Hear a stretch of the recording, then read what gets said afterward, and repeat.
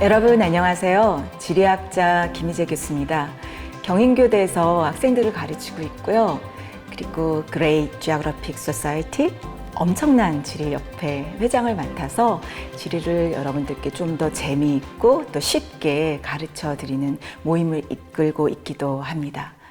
자, 오늘 제가 여러분들께 소개시켜 드릴 지리학의 내용은요, 여러분들이 학교에서 배워보지 못한 아마 지리학일 것 같습니다.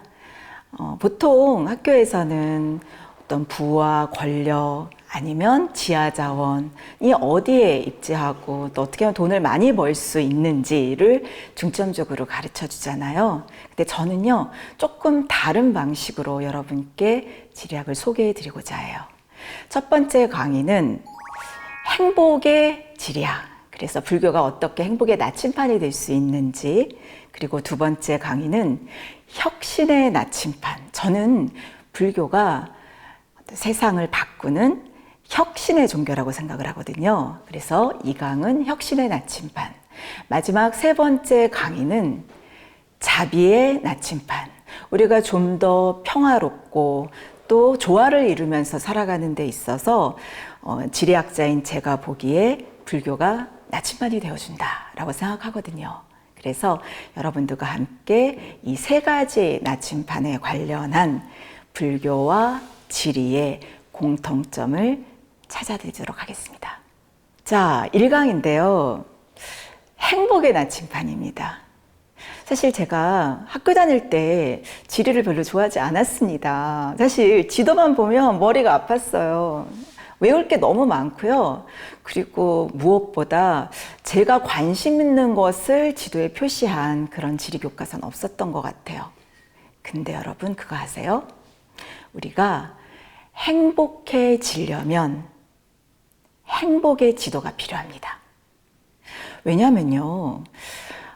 심리학이 보통 우리가 행복해지는데 굉장히 중요하다고 생각을 하시잖아요. 그래서 저도 사실은 심리학 관련된 책도 많이 읽고 또 심지어 상담도 많이 받았습니다. 그런데요, 놀랍게도 많은 심리학자와 정신 분석학자 분들의 공통된 행복의 비밀이 뭔지 아세요? 바로 행복한 곳에 가서 행복한 사람들과 만나는 것이 행복의 비밀이라는 거예요. 그러니까 아무리 우울증 약을 먹고 또 상담을 받아도 그것이 직접적으로 행복에 기여하지 않은데 정말 행복하기 쉬운 공간, 또 행복한 사람들이 많은 데 가면 저절로 행복해진다는 겁니다. 보통 종교에서 어떤 그 공간이 주는 그 힘을 많이 활용하잖아요. 그래서 불교뿐만 아니라 카톨릭이나 기독교에서도 자연이 아름답고 또 평화로운 곳에서 수도하는 경우가 많은데요. 이런 종교에만 그런 것이 아닙니다. 사실은 인간의 심리를 연구하는 학자나 또 정신 분석학자들도 자신의 행복 공간을 찾아내셨는 경우가 굉장히 많아요. 대표적인 사례가 프로이트입니다. 사실 프로이트는 이런 정신 분석의 중요성, 또 어떤 사람이 고통을 치유하고 행복해지는 데 있어서 이 심리가 중요하고 무의식이 중요하다라는 그런 이론을 창시한 사람으로 유명한데요. 여러분 그거 아세요? 프로이트는 사실은 비엔나에서 굉장히 스트레스도 많이 받았고 불행했습니다. 그런데 그가 내가 어디 가면 행복한지에 대해서 고민하기 시작하면서 그의 인생이 풀렸습니다. 즉, 비엔나에서는 굉장히 그가 불행하고 우울했는데요.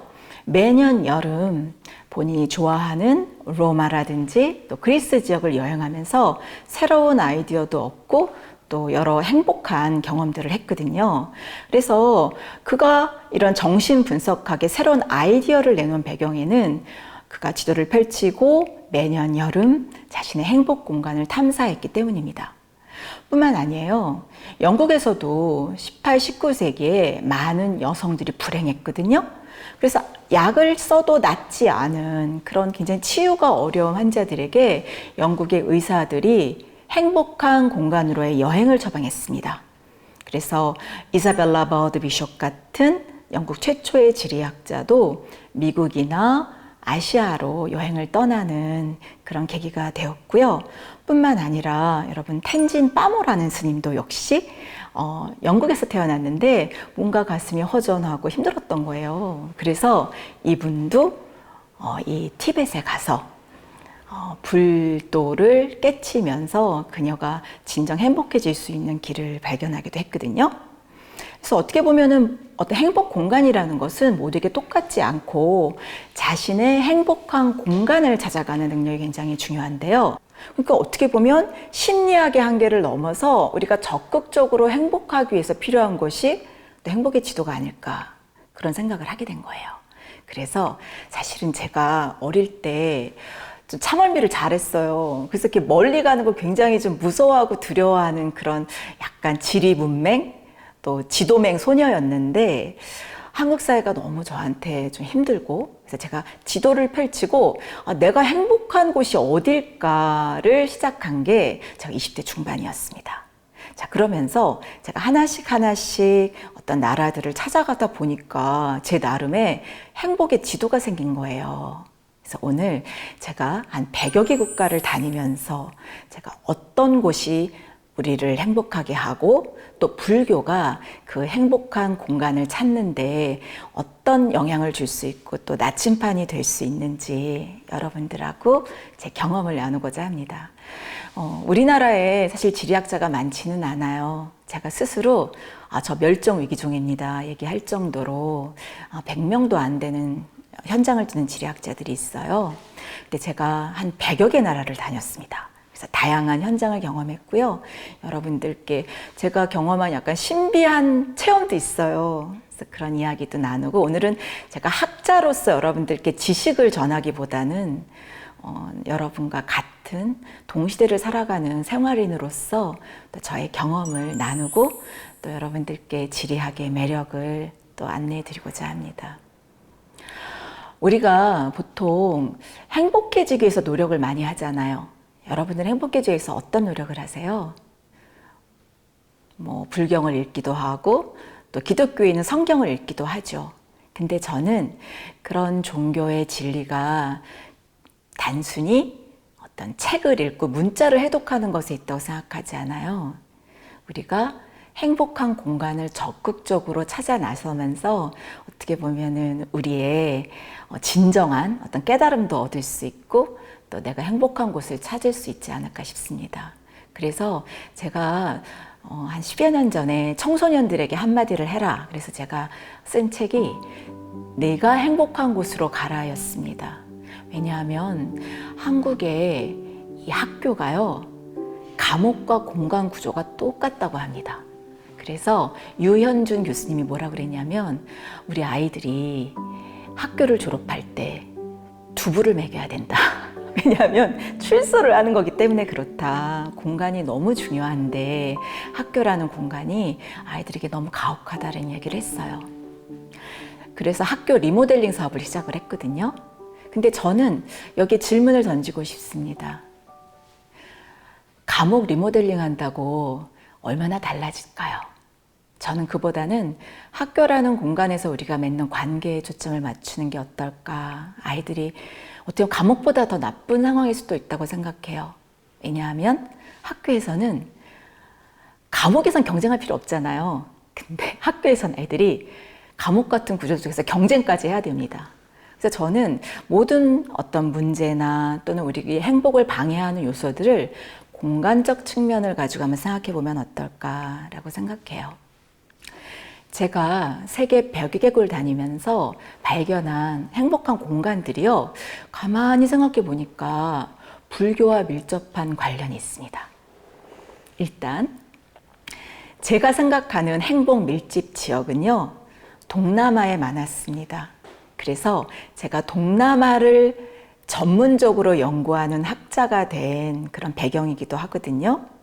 여러분도 그렇지 않으세요? 왠지 동남아시아, 태국이라든지 캄보디아, 베트남에 가면 좀 여러분들도 마음이 평안해지시는 그런 경험을 하실 거예요. 그리고 방콕이라는 정말 차도 많고 또 빌딩도 높은 그런 곳이지만 방콕 곳곳에 사원이 있잖아요.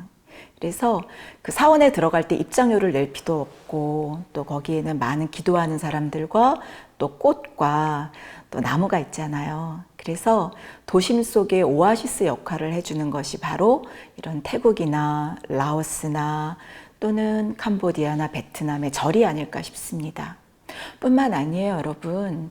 싱가포르처럼 세계에서 가장 스마트하고 또 현대적이고 또 사람들이 부자인 나라, 국민소득이 1인당 거의 7만 불이 넘거든요. 그럼에도 불구하고 싱가포르 사람들도 불교 신자가 많아요.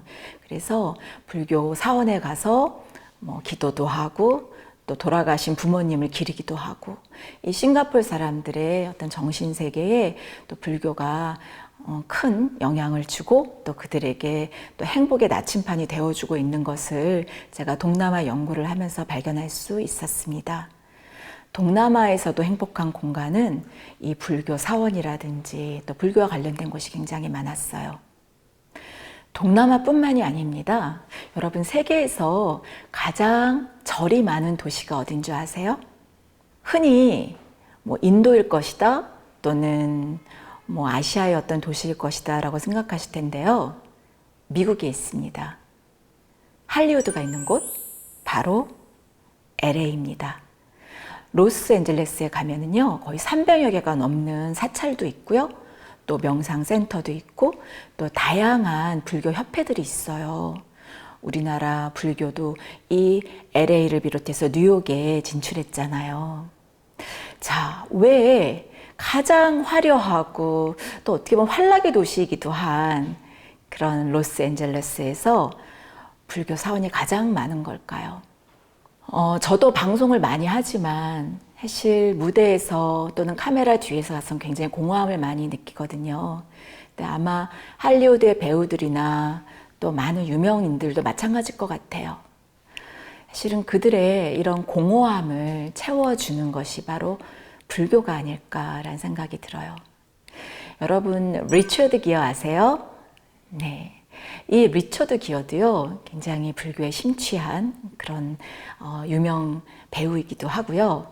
오프라 윈프리처럼 미국에서 어쩌면 가장 유명하고 또 돈도 많이 벌고 또 사람들에게 상담도 해주는 그런 멘토 역할을 해주는 이 오프라 윈프리도 불교에 푹 빠져서 여러 가지 불교 서적을 그녀의 토크쇼에서 소개하기도 했습니다. 뿐만 아니에요.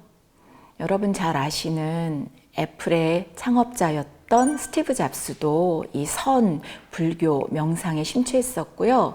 그의 경쟁자였던 마이크로소프트사의 빌 게이츠도 이 불교의 힘, 또 명상의 중요성을 굉장히 강조하는 CEO이기도 합니다.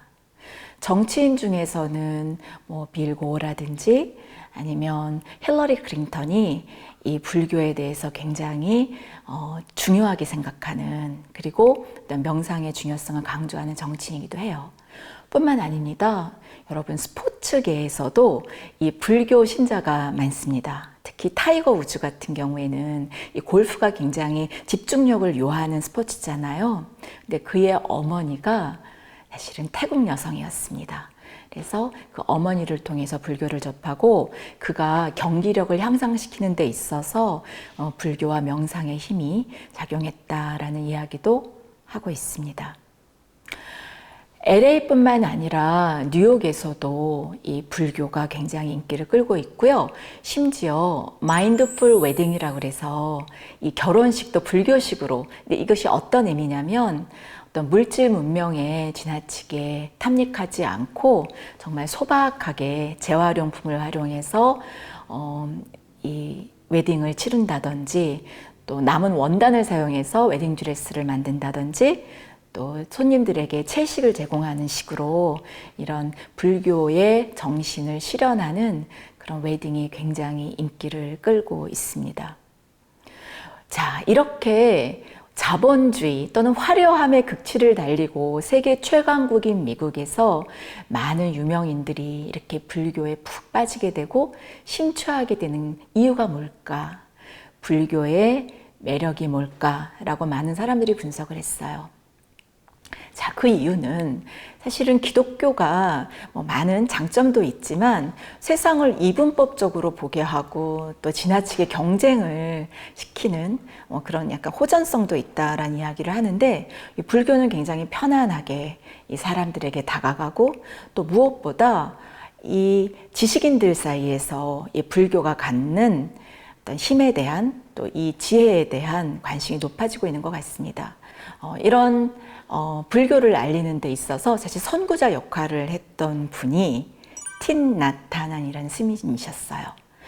사실 1960년대, 70년대 미국은 베트남과 전쟁을 벌였습니다. 그래서 이 틴 나탄 스님이 미국을 전역을 다니면서 평화의 중요성을 이야기하시고 또 지식인들에게 이 반전 운동이 중요성을 설파하셨어요. 그래서 사실 그런 게 시작이었고요.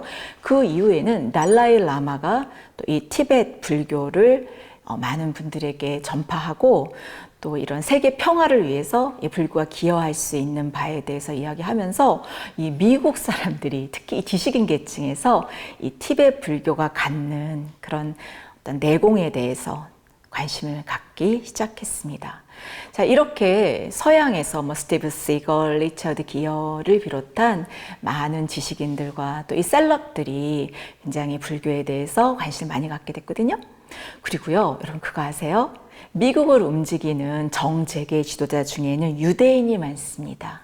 근데요, 또 이 유대인 중에 이 불교에 심취한 분들이 많은 거예요. 그래서 이 불교와 유대교를 접합시킨 그런 사람들, 그래서 Jewish Buddhist, 주부라고 하거든요. 그래서 뉴욕에 가면 또 이 주부도 많이 우리가 만날 수 있습니다. 그러니까 어떻게 보면 세계를 움직이는 정말 부와 권력과 지식을 소유한 그런 엘리트들 사이에서 불교가 큰 인기를 끌고 있고 또 그들의 공허한 정신 세계를 메워주는 그런 역할을 하고 있는 겁니다.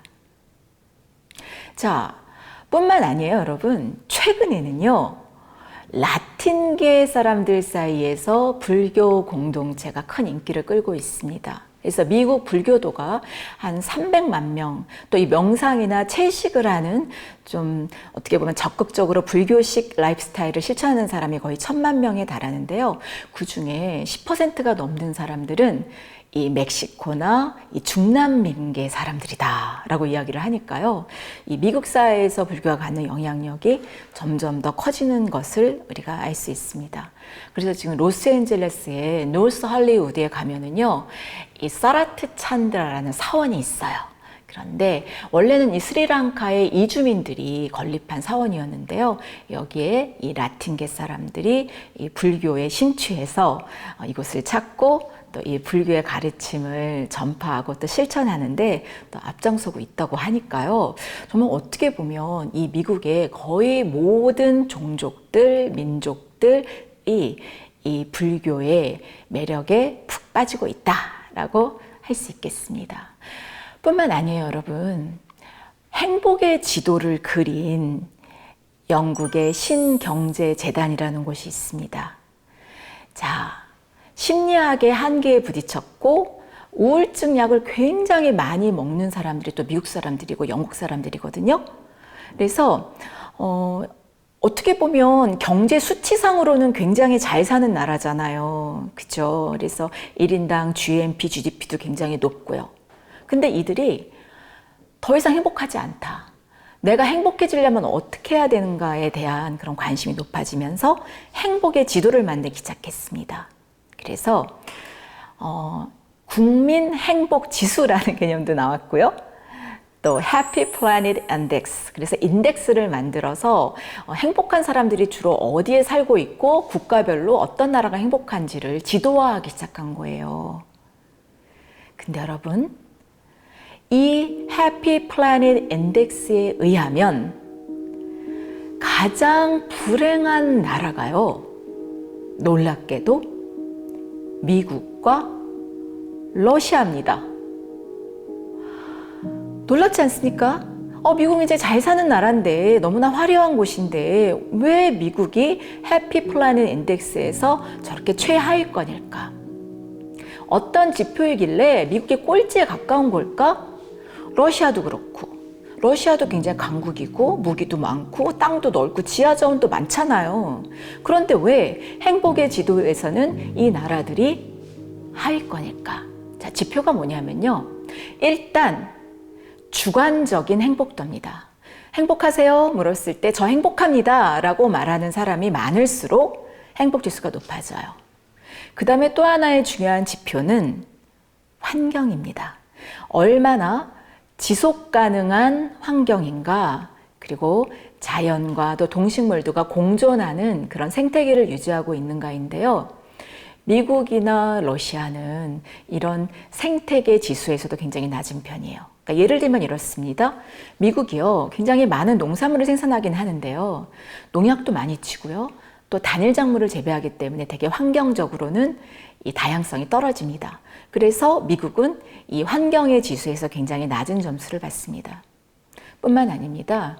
우리가 건강해야 되지 않습니까? 그런데 여러분, 미국은요, 정신적으로, 육체적으로 건강한 사람들의 비중이 굉장히 많습니다. 일단 전체 인구의 3분의 2가 거의 비만과 가까운 과체중이고요. 3분의 1은 질병으로서의 비만에 시달리고 있습니다. 그리고 패스트푸드를 많이 먹고 있죠. 패스트푸드는 GNP를 높이는 수단이 될 수는 있지만 사람들의 건강을 악화시키잖아요. 사실 GNP라고 하는 것의 한계는요, 만일 어떤 사람이 이혼을 하고 변호사를 썼다, 그러면 GNP가 높아집니다. 왜냐하면 변호사의 소득이 높아지기 때문이죠. 하지만 사람들의 행복 지수는 낮추는 요인이 되지 않습니까? 그래서 조금 더 종합적으로 이 사람들이 건강하고 또 행복하고 그 환경이 얼마나 지속 가능한가를 측정하는 이런 새로운 지표상에서는 미국이나 서구가 그렇게 행복 지수가 높은 나라가 아닌 겁니다. 그런데요, 여러분, 이 행복 지수가 높은 나라들은요, 대부분 불교 국가입니다. 대표적인 나라가 부탄이에요. 자, 지도에서 한번 부탄이 어디 있는지 한번 우리 살펴볼까요? 히말라야 산지에 있고요. 이 나라는 세계 최초로 국민 행복 지수라는 것을 국왕이 만드신 나라입니다. 왕이 있어요. 그런데 이 왕은 군림하지 않습니다. 그리고 국민과 함께합니다. 우리는 국왕님과 계속 함께하는 왕정체제를 유지하고 싶어요. 국민들이 바라지만 왕은 여러분 그렇지 않습니다. 내가 잘못하면 내가 왕위에서 왕위를 내려놓아야 합니다. 그래서 우리가 민주적인 공화정이 되어야 합니다. 국왕님이 스스로 이런 왕의 권위를 내려놓으시고 헌법을 제정하셨어요. 그리고 1년의 절반은 방방곡곡 다니면서 국민들과 함께하고 또 국민들의 어려움이 무엇인지를 살피시는 그런 활동을 하셔서 살아있는 부처다라는 평가를 받거든요. 비록 이 나라는 국민 소득은 높지 않습니다. 그렇지만 국민들이 주관적으로 느끼는 행복의 지수가 높고요. 또 살생하지 않고 다양한 동식물들을 품다 보니 여러 식물종들, 동물종들이 다양하게 분포해서 생물 다양성 지수가 높은 거예요. 그러니까 미국보다도 훨씬 더 환경적으로 지속 가능합니다. 뿐만 아니라 이혼율도 낮고 또 아이들이 공동체 속에서 행복하게 생활을 해요. 그러다 보니까 아이들이 마약을 하거나 미국처럼 비만이 많거나 또 총기 사고가 많지 않습니다. 그러다 보니까 이 부탄은 세계에서도 행복 지수가 높은 나라, 그래서 그 행복의 비밀을 찾기 위해서 많은 언론인과 또 학자들이 그것을 찾거든요. 그러니까 어떻게 보면은 행복 중심지인 것이고 또 행복 밀집지역인 것입니다. 그러다 보니까 너무 많은 관광객이 오는 거예요. 그런데 이 부탄은 그 모든 관광객을 다 환영하지 않습니다. 우리는 우리나라에 좋은 마음을 갖고 또 우리 국민들에게 해를 끼치지 않을 사람만 받겠습니다. 그래서 관광객의 쿼터를 제한하는 그런 나라이기도 합니다. 이 나라는 돈이다가 아니에요. 아무리 그 사람이 돈이 많아도 부탄 사람들에게 해를 끼칠 사람이라면 입국을 반기지 않습니다. 자, 그렇기 때문에 부탄이 세계에서 가장 행복한 나라로 손꼽히고 또 실제로 행복지수가 높은 곳이 아닐까 싶습니다. 자, 이 해피 플래닛 인덱스에서 또 굉장히 높은 순위를 보이고 있는 지역이요, 스리랑카예요. 스리랑카도 물론 뭐 단점도 있고 또 그림자도 있겠습니다. 근데 여러분들 한번 스리랑카 가보세요. 굉장히 편안하고요. 왠지 마음이 차분해지는 그런 나라예요. 여러분 잘 아시다시피 아쇼카 왕시기에 그 아들에게 스리랑카를 보내서 포교를 하게 했잖아요.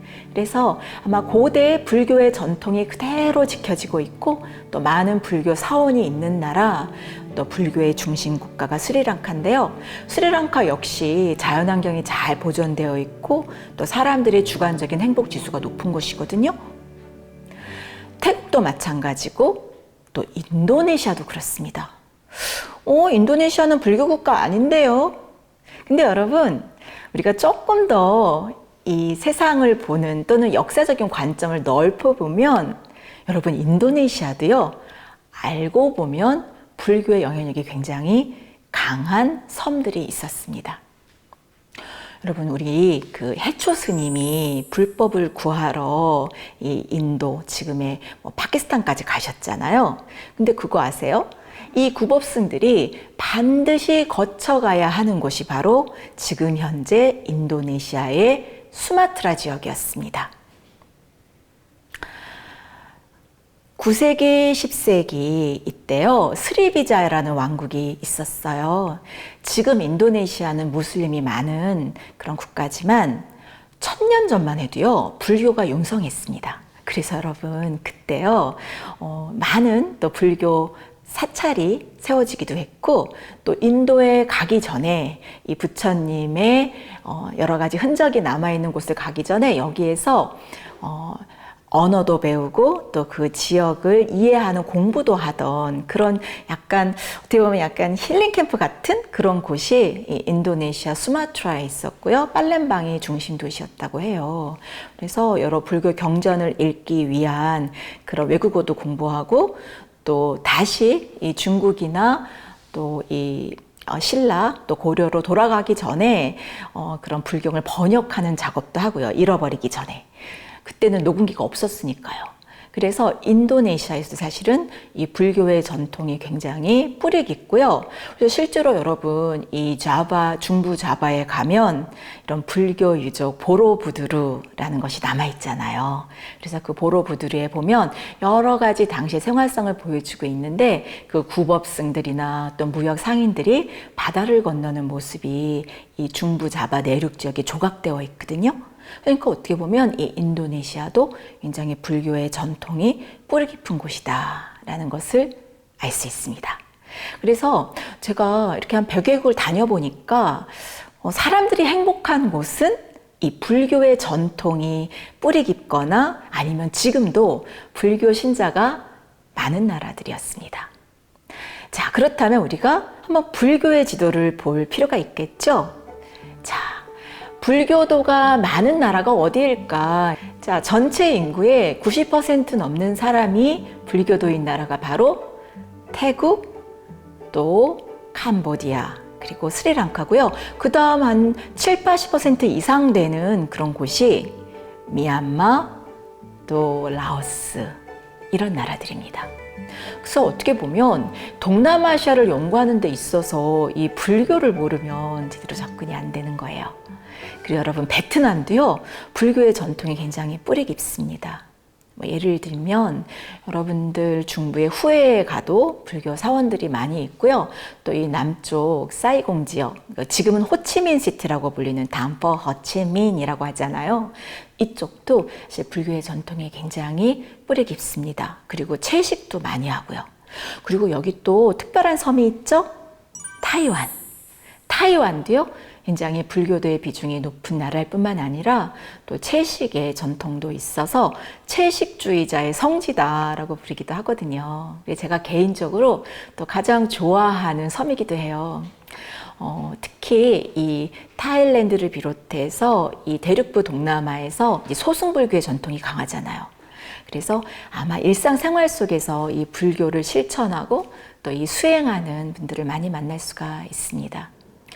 제가 이 동남아에 갈 때 아침마다 이 탁바라는 이 스님들을 만날 때 저도 굉장히 경건한 마음이 되고 아침의 시작을 이런 스님들과 같이 한다는 것이 아마 이 태국 사람들이 마음의 평안을 찾고 또 열심히 또 일하게 하는 또 그런 원동력이 아닐까라는 생각이 들어요. 지금 우리나라가 굉장히 교육 문제도 심각하고 또 아이들이 폭력적이고 또 우울증 환자도 많고 또 저출생 문제도 굉장히 심각하잖아요. 저는 이러한 문제를 해결하는 데 있어서 우리가 불교가 나침반이 될 수도 있다라는 생각이 듭니다. 예를 들어 지금 아이 돌봄 문제가 굉장히 심각한데요.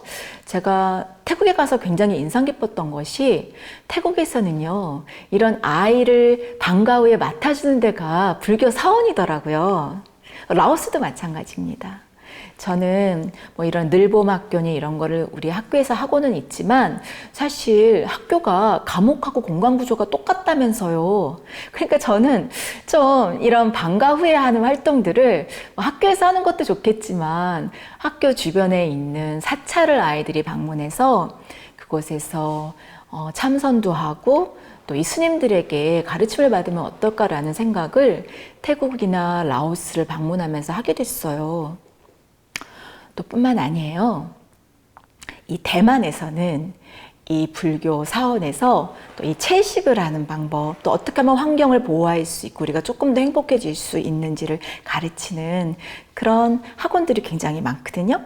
그래서 저는 이런 불교가 앞서 있는 국가, 또 이 불교가 생활화된 국가에서 우리 사회를 조금 더 행복하고 또 평화롭게 하는 원리를 배울 수 있지 않을까 싶습니다. 그리고 제가 작년에 여러분 잼버리 대회 여러분 온 청소년들 만나보셨죠? 근데 이 아이들이 이 캠핑을 하다가 사실 전국에 흩어져서 다양한 체험을 했어요. 지금도 저는 그 아이들과 소통하면서 한 150개국 아이들과 교류하고 있는데요. 제가 물어봤어요. 한국에 와서 얘들아, 여러분들에게 굉장히 의미 있고 또 기억에 남는 공간이 어딘지 지리학자로서 질문을 던졌을 때 많은 청소년들이요, 한국의 템플스테이, 다도, 또 여러 가지 불교 유적을 경험하는 것들을 꼽았거든요. 뭐 예를 들어 익산의 미륵사지 석탑도 굉장히 인상 깊었다고 하고요. 또 고창의 선운사에서의 템플스테이도 굉장히 감명 깊었다라는 이야기를 하는 그런 청소년들이 많았어요. 그래서 저는 우리나라가 사실 여러 가지 경제적으로 빨리 성장하고 또 이 IT의 첨단을 달리고 있기는 하지만 또 많은 부작용도 있거든요. 최근에 한 정신과 의사 선생님이 쓰신 책을 보면 강남은 거대한 정신병동이다 라고 하신 거예요. 아이들이 이 정말 스카이캐슬에 갇혀서 너무 아프고 마음 둘 곳이 없다는 겁니다. 그래서 이분이 이 강남식 교육의 어떤 문제점을 많이 지적을 하셨는데요. 저는 이 아이들에게 참선이나 명상이나 어떤 불교적 체험을 줌으로써 이 아이들이 조금 더 행복해지고 또 이 숨쉴 공간을 찾을 수 있지 않을까라는 그런 생각을 해봅니다. 사실 이 서구에서 이 동양의 신비에 대한 또 이 동양식 삶에 대한 관심이 굉장히 높아요. 그런데 사실 저는 이 불교의 힘에 대해서 잘 모르는 서양인도 굉장히 많다는 생각이 드는 거예요. 약간 겉모습만 보고 이 여행을 떠나는 사람들이 많거든요. 예를 들면 여러분 먹고 기도하고 사랑하라 라는 그런 영화나 소설 여러분 읽으신 적 있으세요? 보신 적 있으세요? 서양인에게 어떻게 보면 이 동양은 이제 행복을 찾아올 수 있는 그런 어떤 오리엔트, 약간 그런 느낌으로 다가가는 것 같습니다. 그래서 여러분 굉장히 이 뉴욕에서 잘 살고 있던, 잘 나가던 커리어 우먼이 되게 심리적인 공허함을 느끼고 여행을 떠나는데 그 자전적인 소설이 먹고 기도하고 사랑하라였고요. 이게 줄리아 로버츠가 주연한 할리우드 영화이기도 했잖아요. 근데 저는 그녀가 이 불교의 어떤 행복의 나침판을 가지고 있지 않았기 때문에 좀 헤매지 않았나, 좀 그런 생각도 해봐요. 왜냐하면요, 먹고 기도하고 사랑하라라는 그 주인공이 뉴욕에서 이제 이혼을 하고 또 여러 가지 심리적인 이 갈등과 공허함에 입혀서 지도를 펼치고 여행을 하는데요. 첫 번째 여행지가 잘 먹는 곳 이탈리아였습니다. 근데요, 이 이탈리아는요, 여러분, 뭐 장점도 많은 곳이지만 사실 여성에게는 굉장히 좀 억압적인 곳입니다. 그리고 여기가 카톨릭이잖아요. 그래서 굉장히 가부장적이고 또 어떤 여성이 뭐 이혼하면 안 된다, 뭐 뭘 하면 안 된다라는 그런 제약이 많은 거예요. 그래서 그녀가 이태리에서 맛있는 파스타를 먹고 피자도 먹고 뭐 이렇게 약간 살도 붓고 뭐 이렇게 좀 행복하긴 했는데 어떤 그 사회가 갖는 어떤 배타성에 그녀가 상처를 받고 이탈리아를 떠나요. 그 다음에 그녀가 가는 곳은 인도입니다. 근데요, 부처님이 활동하실 때의 그 북인도는 또는 아쇼카 왕 시대의 인도는 불교의 원리가 잘 실현되는 곳이었는데 사실 지금은 불교도는 거의 없고요. 이 힌두교의 전통이 강한 곳이잖아요. 그러다 보니까 불가촉 천민도 있고 또 여성을 하대하는 그런 문화입니다. 그래서 이제 여성의 관점에서 봤을 때 행복한 곳도 아니고요. 여아가 태어나면 살해하기도 하는 곳이에요. 그래서 되게 성비 불균형이 심한 곳이거든요. 그런데 그녀가 인도에 있으니까 기도와 명상이 잘 되겠습니까? 그래서 그녀가 이런 명상 학원에 다니지만 많은 실망을 하고 또 인도를 떠납니다. 그 다음에 그녀가 사랑을 만나는 곳이 인도네시아의 발리예요. 우리가 발리 그러면 이게 천국 같은 섬이라고 생각하고요. 또 뭔가 좀 힘든 일 있고 그럴 때 이제 발리로 떠나는 게 유행이어서 미국이나 유럽에서도 굉장히 인기 있는 섬이에요. 그런데 여러분, 여기는요, 불교의 섬이 아니라 힌두교의 섬이잖아요. 그래서 인도네시아 사람들에게 발리는 어떤 곳인 줄 아세요? 여성들이 굉장히 일도 많이 하고 고생하는데 재산을 소유할 수가 없어요. 그래서 여성에게는 굉장히 힘든 섬이다라고 인도네시아 사람들은 생각해요. 불교도가 없어요. 그리고 굉장히 억압적인 문화인 거예요. 그리고 서구인들에게는 굉장히 뭐 자유롭고 열린 곳일지 모르겠지만 사실 카스트 제도에 갇혀 있고 또 계급이 있기 때문에 이 하층민들에게는 또 굉장히 고달픈 노동의 섬이기도 하거든요. 그래서 그녀가 이 힌두교의 섬 발리에서 어떤 서양 남성을 만나요. 그래서 결혼해서 뉴욕으로 갑니다. 그런데 결국은 그녀가 그 남성과 결혼은 하지만 그래서 결혼해도 괜찮아 이런 책도 써요. 다 자전적인 소설입니다. 그런데 그녀가 결국은 그 남성과 이혼을 합니다. 그래서 해피엔딩은 사실 아니에요. 근데 저는 많은 서양 여성들 또는 한국 여성들에게 이 불교의 어떤 가르침 또는 이 불교가 주는 그런 공간의 힘을 좀 이야기를 해주고 싶은 게요. 이 불교는 젠더의 관점에서 굉장히 열린 종교입니다. 그래서 저 같은 이 한국에서 좀 힘들고 좀 지친 여성에게 이 불교의 나라에 갔을 때 제가 좀 평안함을 많이 느꼈어요. 실제로 태국 같은 곳에 가면 또 인도네시아나 이런 동남아시아에 가면 여성들이 굉장히 자유롭게 활동할 수 있고 또 남성과 동등한 그런 대접을 받는 경우가 많이 있거든요. 그래서 이 젠더 갭 인덱스를 봤을 때 이 동남아시아 지역이 상당히 높은 순위를 차지하고 있습니다.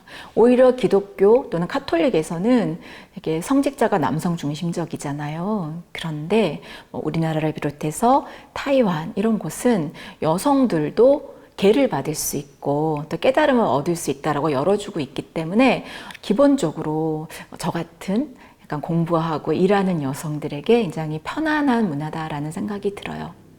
우리나라는 서구에 어떤 행복의 파랑새가 있을 거라고 생각하지만 오히려 미국과 유럽의 지식인들, 또 깨달은 사람들은 이 불교 안에서 행복의 비밀을 찾고 또 행복해지는 방향을 배우는 그런 나침반 같은 그런 불교를 다들 인정하고 받아들이고 있는 거예요. 최근 한국에서 많은 자살률이 높아지고 또 아이를 낳지 않겠다, 나는 너무 불행하다라는 그런 젊은 사람들이 늘어나고 있습니다. 저는 한국 불교가 가진 이런 치유의 힘, 또 포용의 힘, 또 행복한 공간을 만들어내는 힘을 믿고 있고요. 우리 도시 속에 있는 뭐 조계사라든지 또 삼성역 인근에 있는 그런 절들이 저는 그런 행복을 전파하는 그런 공간의 역할을 할 수 있을 거라고 생각합니다.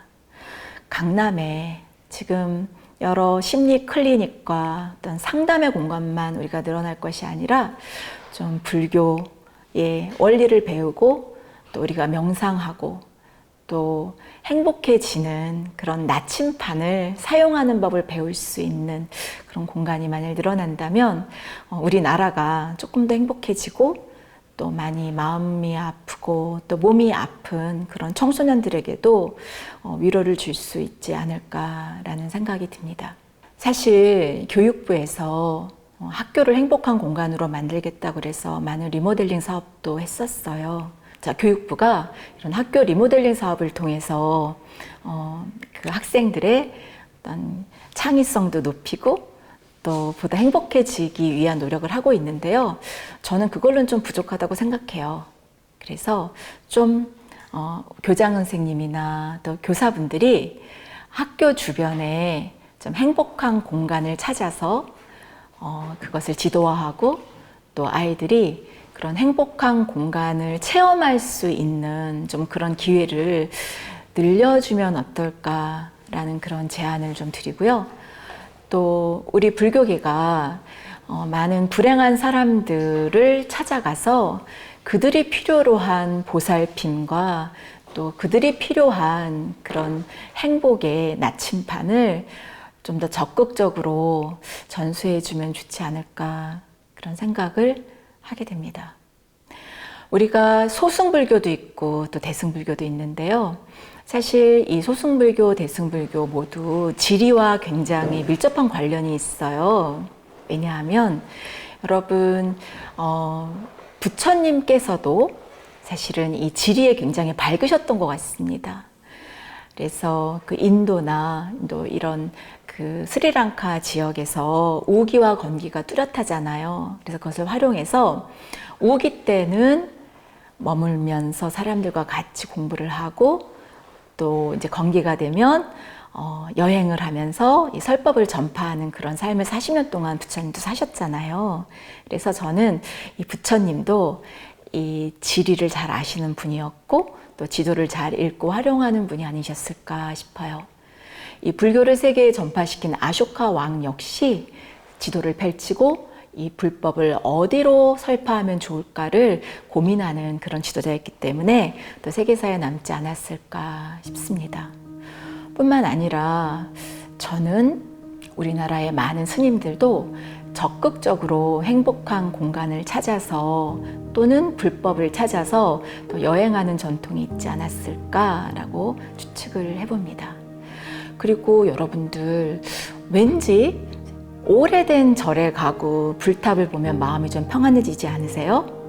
우리나라 곳곳에 이 미륵불을 새긴 그런 불상이 있고 또 이 미륵불을 새긴 그런 곳들이 굉장히 많아요. 한 1000여 개의 이 미륵불이 있는 그런 자연 환경을 찾을 수가 있는데요. 저는 우리나라 불교가 정말 우리나라의 자연 환경을 잘 활용해서 많은 불자들이 행복할 수 있는 공간을 이미 많이 수천 년 전부터 만들어 놓으시지 않았나라는 생각이 듭니다. 그래서 저는 우리나라 국민들이 조금 더 이런 불교 문화 또 이 불교의 전통이 있는 곳들을 조금 더 적극적으로 찾아가게 되면 많은 고난과 또 상처가 있는 분들이 치유받고 또 행복하게 되는 그런 기회가 되지 않을까 싶어서요. 제가 여러분들께 우리나라 사찰이 있는 곳의 지도, 그리고 우리나라의 불교 문화 전통이 있는 곳이 어디인지를 여러분들에게 알려드리는 그런 또 지리학의 사명도 다하고 싶습니다. 여러분 주위에 있는 사찰이나 또 이 마애불이 있는 곳을 찾아가셔서 조금 더 행복하고 또 평화로운 그런 마음을 얻으시길 바라겠습니다. 자, 지금까지 행복의 나침판 그리고 불교와 지리가 어떻게 통하는지를 설명드렸습니다. 자, 다음 시간에는요, 이 불교가 어떻게 혁신을 이끌고 또 우리나라의 문화를 풍요롭게 했는지에 대해서 설명드리는 시간을 갖도록 하겠습니다. 경청해 주셔서 감사합니다.